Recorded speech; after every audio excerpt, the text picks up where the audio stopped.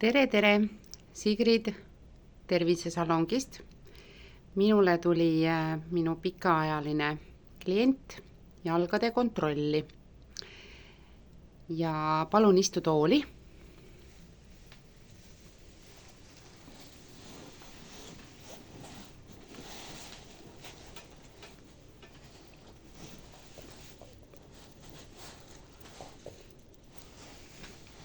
Nii.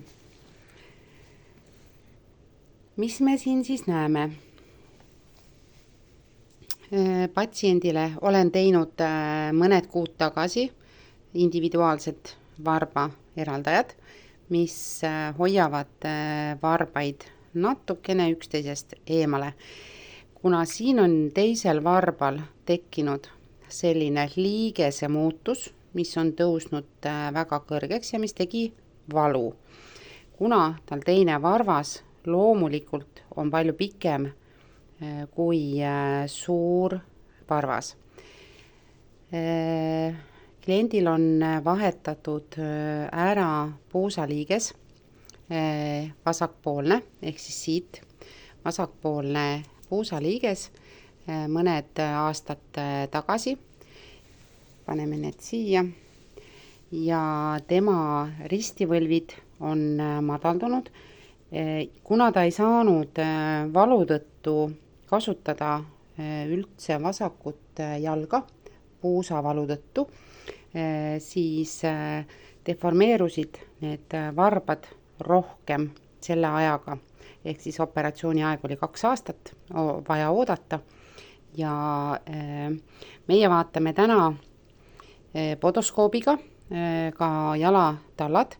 Sisetaldasid on kasutanud natukene üle poole aasta, need, mis siis tõstavad ristivõlvi, ehk siis tõstavad natukene seda ristivõlvi, et hoida jalavõlvid normaalses asendis. Aga siit on ka näha, kuidas on see varvas, teine varvas deformeerunud. No nii, lähme jalutame sinna podoskoobi juurde. Tule palun maha siit.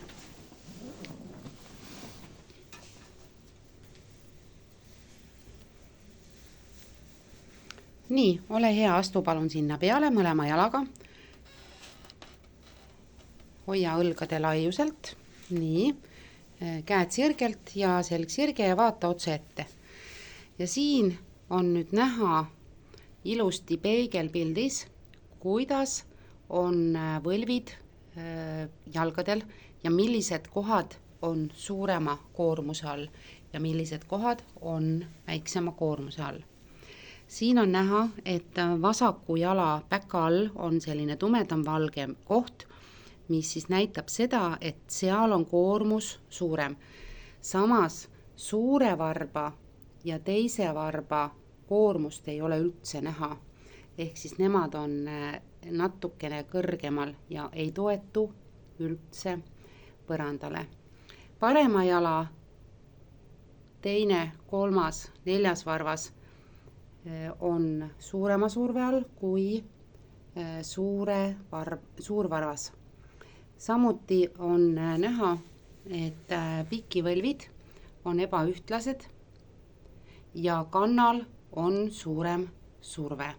Samuti on näha seda vasakul jalal, ehk siis paremal jalal on näha seda tugevamalt.